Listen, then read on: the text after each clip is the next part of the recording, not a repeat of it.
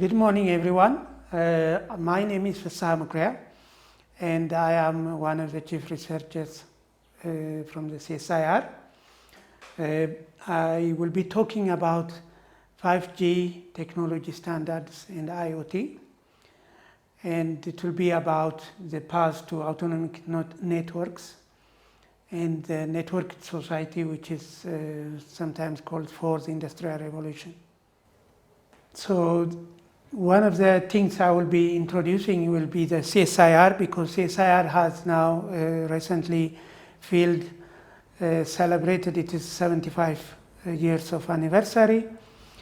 I will be touching a little bit about it, and I will talk about the relevancy and the timeliness of the 5G technology standards. And I will be talking about some of the hypes and the realities that are there within the 5G technology standards and their impact on society. And this will be done with emerging market context.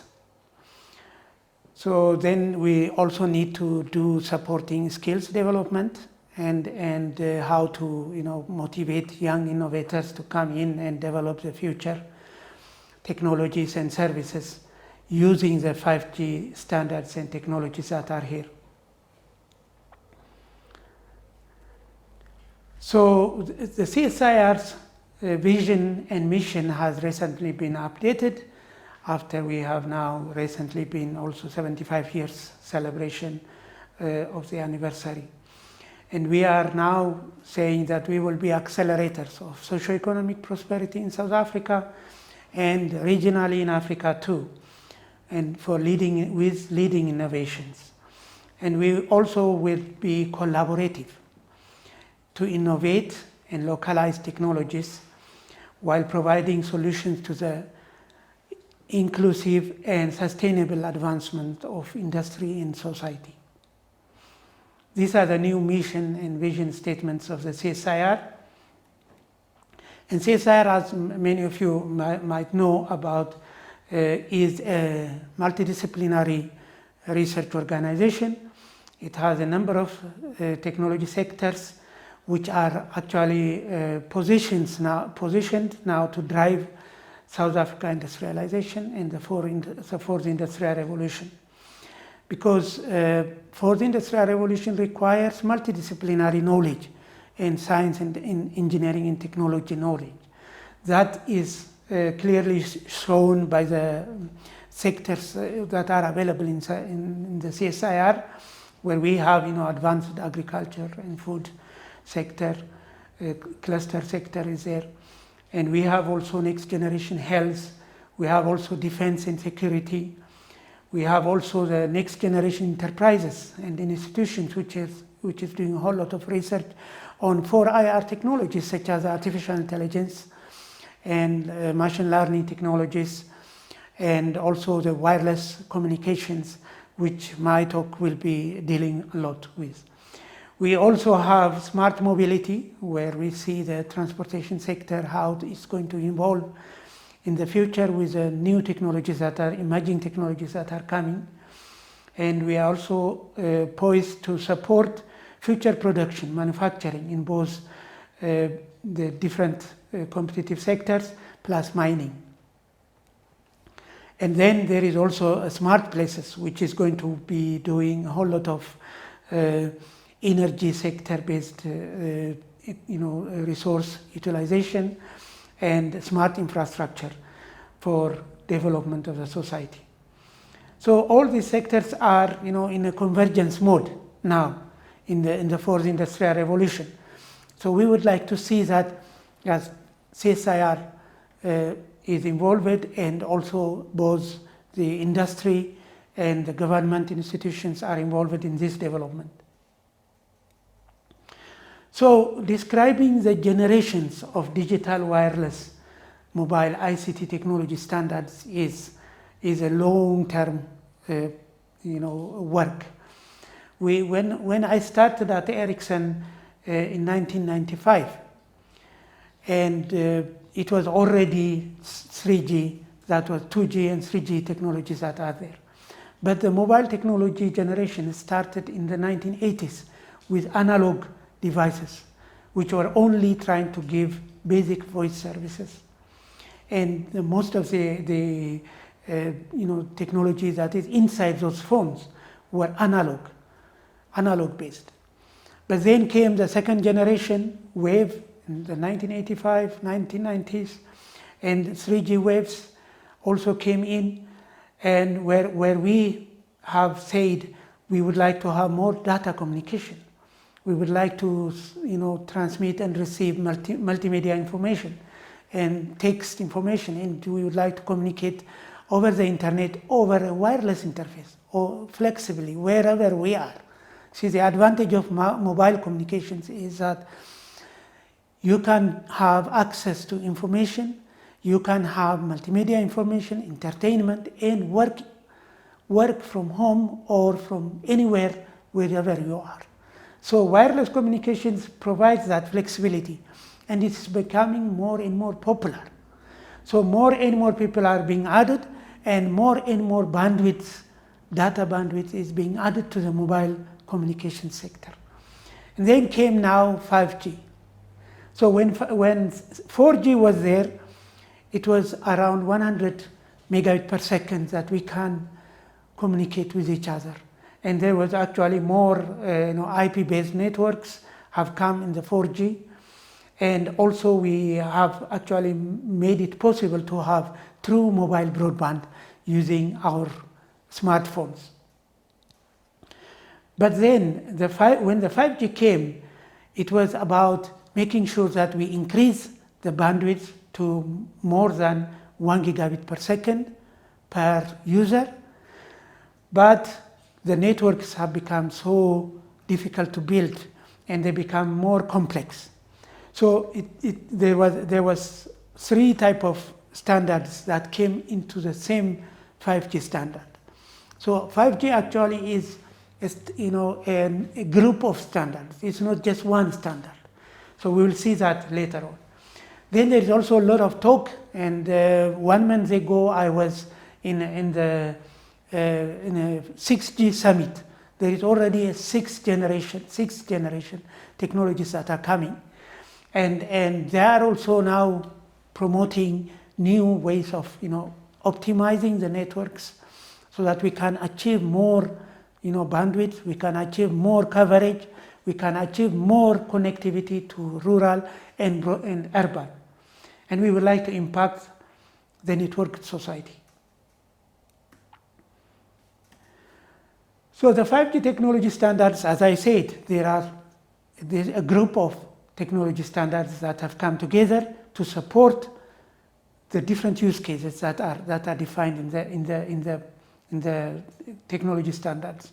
One of them is called enhanced mobile broadband, where we have defined new radio systems, new radio systems, and it's called a technology MIMOs, the multi-input, multi-output technologies, and it can also work with 4G. It can use the 4G radio systems and use the 5G core network.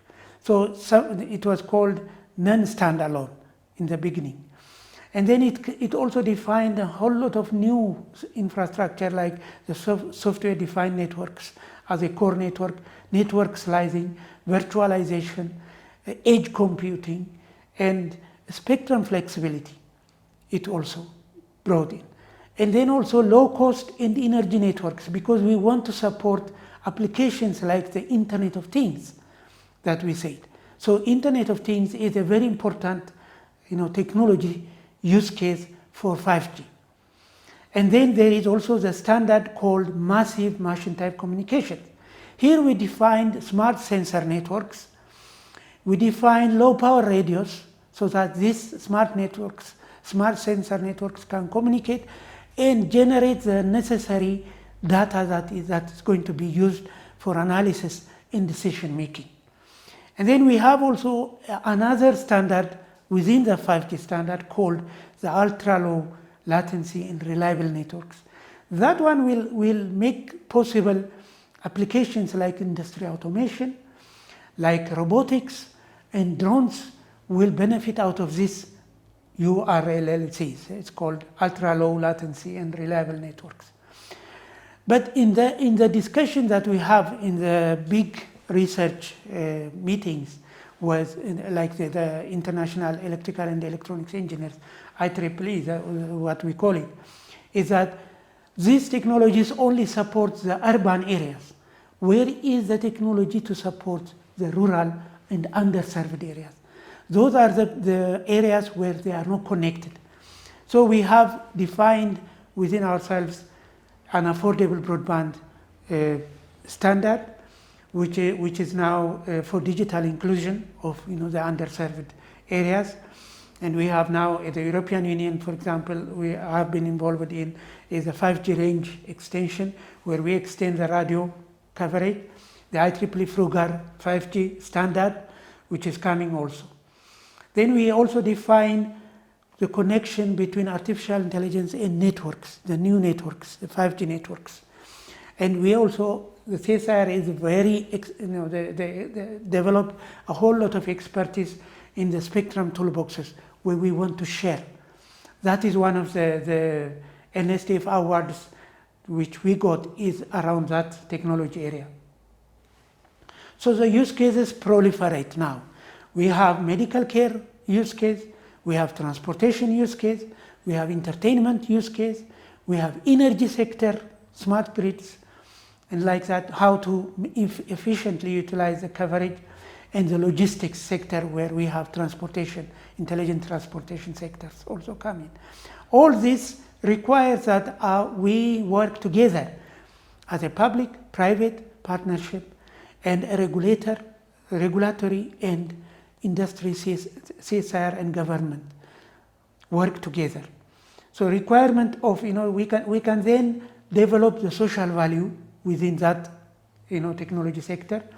We can have safer cities, we can improve the quality of life of people, and we can have an industry ecosystem which thrives and develops the economy. So those are the main reasons why we go towards emerging new technologies. So to make this happen, we would require also, development of test beds. 5G is a new technology and nobody knows how to use it. It's only recently that the big operators have now come out with test beds for testing it, in real operation. But still, there is a lot of technology behind it that can be utilized to improve the societal value chain. And CSIR is now building a technology testbed for 5G, where we would like to see that more and more young innovators, university researchers can come and work to develop the innovative 5G use cases. Those use cases, if one remembers the M-Pesa came in the third generation technologies. How did it come? Because Safaricom, which was a mobile operator in Kenya, allowed young people to come and innovate in their labs, and then became M-Pesa technology that came in, and over 70 million people now use it. So we would like to see also in the 5G sector, people can come and develop this type of 5G, M-Pesas of 5G, and new applications and smart industry verticals. That we would like to show through applications and through the standards. And the regulator also must provide enough activity to provide the spectrum for the mobile operators and for the testing of these technologies, so that we can bring in new industries. So the 5G testbed at the CSIR looks like this, and we are trying to make sure that we have some use cases being tested. It is still under development, but we are showing a number of applications happening, and we are working together with international partners like the Fraunhofer 5G, IEEE next generation radios and testbed, and the Open RAN technologies also. So one of the important aspects in the 5G is that spectrum. because we need more spectrum to be allocated to these 5G technologies. And one of the things that we can do is to provide smart spectrum toolboxes. And that CSIR is, the expert in that one. Now we have developed a whole lot of expertise in that one, and we would really like to see that these toolboxes that we have developed are used. And there needs to be, collaboration with the operators, with the industry, to make sure that these things come in. And also we would like to see that the test trials, the 5G test trials that are being done in South Africa can be, extended to include the test bed that is in the CSIR, so that we can do a control test of so many of the applications that are possible with 5G. But one of the things in the emerging economies, like South Africa also, is the divide, the rural and urban digital divide. And to bridge that, CSIR has been working on a technology called the TVY spaces and sustainable rural connectivity. And this, we have developed a network rollout for sustainable connectivity. Together with the CSIR and the UNDP, we are actually supporting also small, medium enterprises, those operators, local operators in the rural areas, to provide internet services, broadband internet services to rural underserved communities using a technology which is developed at the CSIR. And that Smart Spectrum Toolboxes has received the prestigious NSTF award, and it is now also supporting a number of SMMEs to roll out these networks to connect the unconnected. So we are also supporting these SMMEs with sustainable connectivity ecosystem. It requires a number of activities around it to make sure that we have co-creation with the local community so that there is continuous innovation. We would like to use green networks because in rural areas there might not be enough power or energy supply to the networks. So we'd like to see that these networks are powered by green energy networks. And we would like to see that they also develop value-added services around that. So what is the connection between the 5G technology skill sets and the connection to the fourth industrial revolution? The slide that is showing is being displayed now. And we see that there are a number of technologies from 5G that is fitting into that. But there is also the Internet of Things that are happening. So there is convergence of technologies that will allow the fourth industrial revolution to happen. We will also support, we are also supporting the regulator, the ICASA, to come out with enabling policy and standards and regulation to support this development. In my opinion, the most important, the most important use case for emerging digital technologies in the fourth industrial revolution is the effective, efficient utilization of natural and technological resources. We can do Internet of Things, smart sensors can be embedded in every technology area or even on things that can collect information from this, and then we use this collected data to optimize so that we can get the smart cities that we are envisaging. And that is one of the important benefits to society, in my opinion, using the emerging technologies. The other one is also we need to do a relevancy check. There is an ethical use. We need to make sure that these emerging digital technologies are not used non-ethically. We need to make sure that we support ethical users. One of the ethical uses of technology is to support the disabled people. Like now there is a human augmented robotics intelligence. application that has come in. It's a helmet type where you put in the helmet and a blind person can see almost using this technology. That is supporting a blind guiding robot, has been demonstrated in the Mobile World Congress 2018, and it includes smart vision sensors, a GPS, a very accurate resolution GPS, cloud artificial intelligence analytics, and low latency 5G networks to connect to the different databases that it requires. So I challenge the young innovators to come up with these ethical and relevant use cases using these emerging digital technologies. And the CSIR will support this. Then there is a lot of information available on the website, and I mentioned now that for the 5G technologies, we have developed between CSIR, government organization, and industry, Ericsson, a white paper report on how we can utilize 5G for use cases in Africa. So there is already in the slides, you can find the URL and read that, and it describes most of the necessary selected emerging market use cases, which we are now updating to new cases, and the potential for industry verticals and economic benefits, and the possible 5G spectrum areas, and affordable broadband technologies. 5G is also a global phenomena. So there is a lot of 5G forums all over the world, and CSIR and ICASA now has also a 5G forum, which is getting connected with all other global forums, and it supports a whole lot of activities. Then Skillsets, a very important issue in South Africa and many emerging markets, is that we need to think about 3 types of skill sets.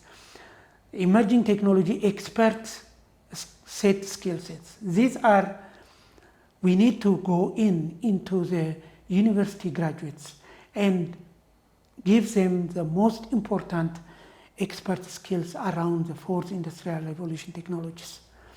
This skill set is very important to develop the new technologies, the new services that are there based on the technologies available. But we need also a second type of skill set for the digital society. The society have to be aware of these technologies and use them to improve their daily lives. The industry has to also be aware so that they can use them to improve their productivity. And these user skill sets are very important in the digital society so that they can catch up the available services that are coming up. Then we need also type 3 skills. Our regulators, our government organizations, government policymakers are not aware of some of these technologies and their impact in society. So we need also to provide them with regular technical regulation and policy, and the business creation for the SMMEs. The SMMEs need to have sustainable business creation skill sets. So these 3 types of skill sets are very important to make sure that what we say in words come into practice. So there is a lot of industrial and societal benefits associated with 5G. And last week I was in a big 5G forum conference with 5G Forum Korea, who organized an online global seminar with all the emerging market players and industry. We found out that there is a whole lot of expected societal benefits in the 2030s with 5G coming in, and it also supports a number of core industries that will benefit out of it. And we believe that also it will create a whole lot of jobs. For example, the estimate that we received, for example, from Indonesia, which was participating there, was about 4.4 million jobs being created in the coming years. And also about 15.8 billion US dollars GDP growth that's expected. So this type of growth and benefits for GDP are very important for the countries that are in the developing mode, in the emerging economies. So in conclusion, we see that 5G is now commercially rolled out in South Africa and other global players. And we recently, as I said last week, we have had a big conference looking into the future of 5G and also discussing about 6G and the next rollouts. And there is also the connection between 5G and IoT, where we will be supporting a whole lot of use cases in South Africa and emerging economies. And we need to realize also the fourth industrial revolution vision, because there is a lot of connection between 5G and IoT. And one of the things that is also coming in is that we need to use the fourth industrial revolution to transform it into a solutions revolution and solve the challenges that the United Nations Sustainable Development Goal challenges that have been listed in the UN SDG challenges. The 17 UN SDG challenges actually present the nicest challenge for the fourth industrial revolution. And then we also need to support all this with technical regulations and the policy, enabling policies, and business models have to come out using these emerging technologies. And the ethics of use have to be also really come in, because it is in its infancy, because emerging technologies can also be used for bad things, for taking away our privacy. So we need to make sure that ethical use of these technologies are there. And 5G is a global standard, and as a global standard, we need to collaborate with globally. So there are a lot of research organizations that we are collaborating with, and the collaboration also should be within the country between industry, regulators, government, and society, communities.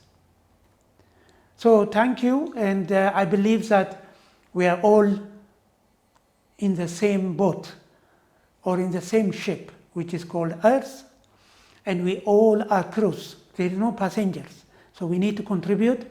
We need to make sure that we have a contribution to make utilizing this emerging technologies.